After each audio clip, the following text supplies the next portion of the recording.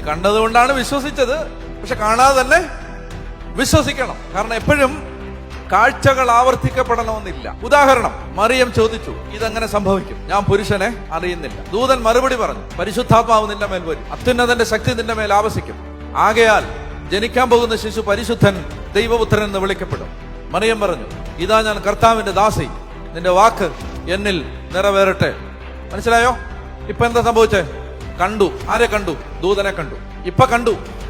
നിങ്ങൾ ബൈബിള് മുഴുവൻ അരിച്ച് പറക്കി വായിച്ചോ, പിന്നെ ഒരിക്കലും കണ്ടിട്ടില്ല. ഇപ്പൊ കണ്ടില്ലേലും കുഴപ്പമില്ലായിരുന്നു.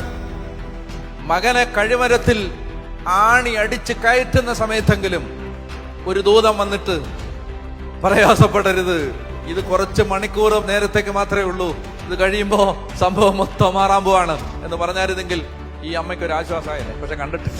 ഈ കാഴ്ചയുടെ പ്രത്യേകത, ഒരിക്കൽ കണ്ടാൽ അത് ജീവിതകാലത്തേക്ക് മുഴുവൻ ആ ഒറ്റ കാഴ്ച മതിയാവും എന്നതാണ് ഈ കാഴ്ചയുടെ പ്രത്യേകത. ഒരിക്കൽ കണ്ടാൽ, ഒരിക്കൽ തൊട്ടാൽ, ഒരിക്കൽ വിശ്വസിച്ചാൽ, ഒരിക്കൽ അവന്റെ സ്നേഹം നിന്നെ പിടികൂടിയാൽ പിന്നെ നീ അവന് വേണ്ടി അവൻ ഏതറ്റം വരെയും പോകും. നമ്മൾ ആഗ്രഹിക്കണം, ദൈവാനുഭവത്തിന് വേണ്ടി ആഗ്രഹിക്കണം. പ്രിയപ്പെട്ട എൻ്റെ മക്കളെ, നമ്മൾ ദാഹിക്കണം, എൻ്റെ കർത്താവേ എന്നെ ഒന്ന് തൊടണം.